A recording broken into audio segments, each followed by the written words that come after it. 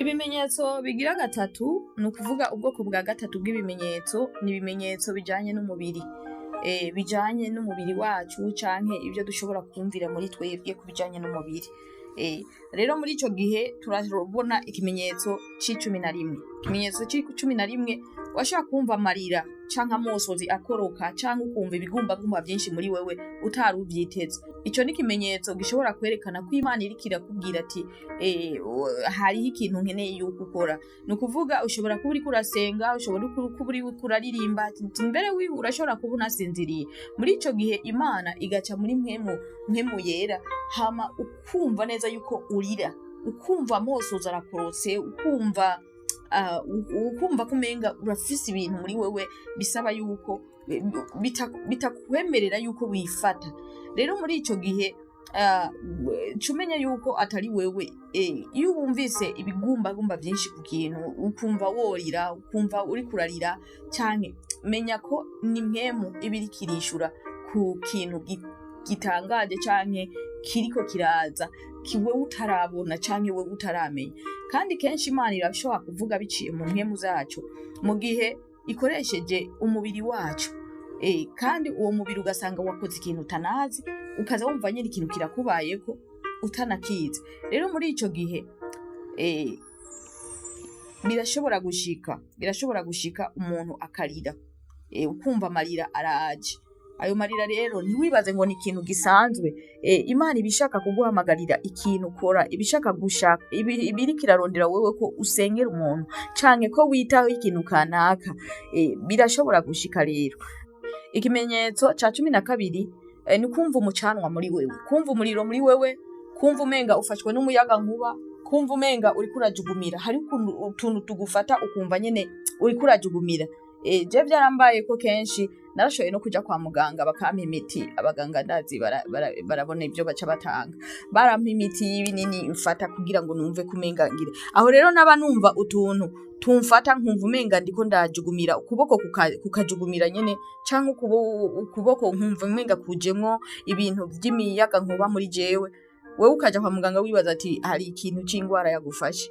Mugabo muri ico gihe nasanze atari vyo. Iba ari Imana ibiriko irakurongorera gukora ikintu kanaka canke ibiriko irakubwira ati iki ni ikimenyetso kanaka, ifoko uhaguruka ugasenga.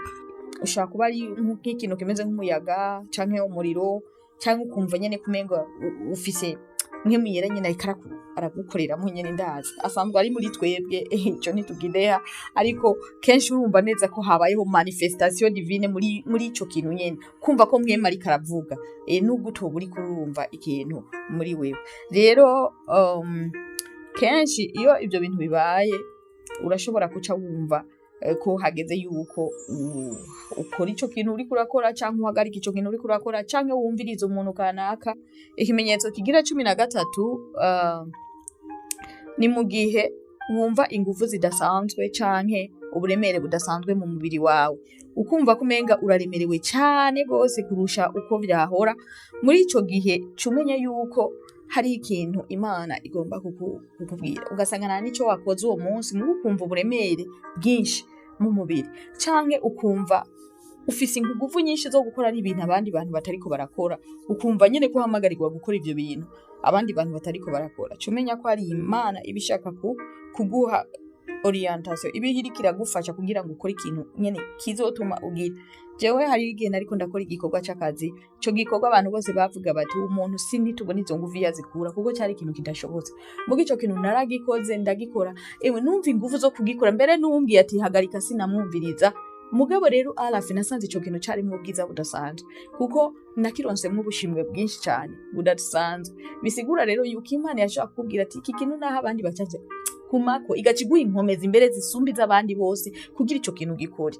Yesaya 40:31 haravuga hati ariko abiteze Uhoraho bazokwama biyubura mu nkomezi nsha, bazodugisha amababa nk'inkukuma, biruke ntibaruhe, bagende ntibadendebukirwe.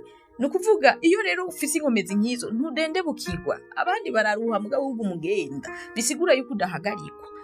N'igihe rero wumva uburemere burenze, ukumva nyene uraremerewe mu nda, mu mugongo, ukumva nyene ufise nyene ikintu kitameze neza mu mubiri, ugatangura nyene kwigorora, ukumva nyene kumenga ntumeze neza n'ukuri.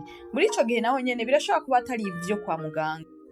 Imana ibiriko iraguhamagarira cane cane kugira ngo usenge, hama kandi uhagarare na cane cane uhagararira umuntu kanaka canke uhagarare muri situation kanaka kugira ngo ushobore gusengera ikintu kanaka. Turavye kenshi ubwo buremere ntibuba ari ubw'iwawe, ushobora kuba wikoreye n'uburemere bwa mugenzi wawe, ushobora kuba wikoreye n'uburemere bw'ikindi kintu kanaka. Hama muri ico gihe uba ari umuhamagaro w'Imana kugira ngo ushobore guhaguruka usengere abo bandi canke ushira abo bandi mu masengesho, kuko buba ari uburemere kenshi butaba buvuye kuri wowe, ariko buba ari umuhamagaro kugira ngo ushobore gukorera abandi no gufasha abandi. Ikimenyetso ca 14 ni kubuzwa itiro canke kurota mw'ijoro, ugasanga ijoro ryose uraye urarota canke wasiryamye biranga ukarara wicaye bikanka, abandi muri kumwe bagasinzira mugabo bikanka kusinzira. Muri ico gihe naho Imana irashobora kuba iriko irakubwira ikintu. Muri ico gihe uca wicara ugasenga ukumviriza. Hama ngaho Imana irashobora washaka no kukuvyura ku mwanya kanaka. Je nibuka ko hari umunsi naraye ijoro ryose nasinziriye, Imana ikaguma inzana imbere, nkaguma numva ivyiyumviro vy'ibintu nokora, ibintu nokora. Rero uwo munsi naraye ijoro ryose ntasinziriye, ntagohetse no kugoheka. Nyene hariho benshi bavuga yuko bashobora kuvyuka mw'ijoro hagati y'amasaha kanaka, bikanka ko bashobora bikanka ko basubira gutora itiro kandi.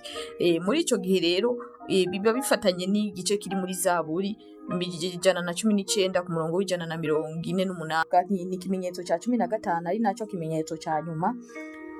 Ni kumva ko ushonje, kumva ko ushonje washaka mu gihe woba wariye ukumva ko ushonje, hama canke ukumva uhamagarirwa kwisonzesha, ukumva uhamagarirwa kwisonzesha. Rero mu gihe Imana iguteye muri iyo situation ukumva umenga muri wewe wo kwisonzesha naho abandi batoba bariko barisonzesha, ukumva umenga wo kwisonzesha ntiwofungura. Muri ico gihe urashobora no gusanga wabuze apeti yo kurya uwo munsi wose rikarenga utariko urafungura, abandi bariko barafungura mugabo wowe utariko urafungura. Muri ico gihe rero menya ko ari Imana ishaka yuko utegera ugutwi wumvirize ico jambo irimbura ku ijambo ry'Imana, hama wongere usenge, hama kugira ngo ushobore kuvuga ivyawe, hama ubwire Imana ico ukeneye muri uwo mwanya, kuko Imana yoyo ibisanzwe izi neza ivyo ukeneye.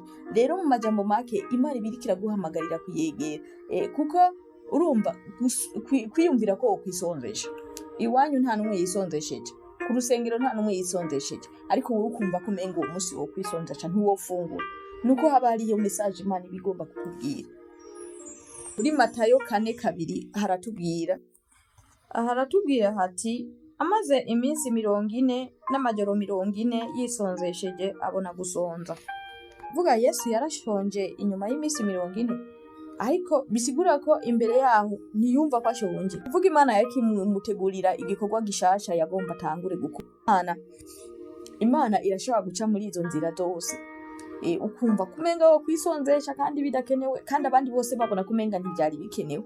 Hama kandi cyangwa ukumva kushonje cyane mukiringa abandi bafise injya, nawe ufise injya wategerezwa kurya, ariko ukumva ko atapeti ufise, bikanka. Muri ico gihe cumenya ko hari ikintu Imana ikirakubwira. Rero nibaza yuko biciye muri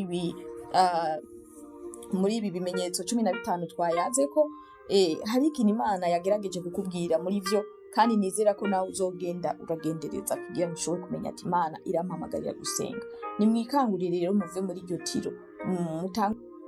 Mu guheraheza rero reka tuvuge tuti si ibimenyetso byose bigaragara canke biboneka bishobora kuba bifise ama message avuye ku Mana, ariko hari ibiba bivuye ku bintu naturere canke ibintu biboneka canke ibintu byo kwa muganga ugasanga ni nk'ingwara. Rero muri ico gihe imbere yuko ukonfirima iyo jambo canke imbere yuko ukonfirima ko ico kintu ari kivuye ku Mana, isunge ijambo ry'Imana. Isunge ijambo ry'Imana kugira ngo ushobore kumenya ko ico kintu gifise base ku vy'Imana. Nukuvuga iki?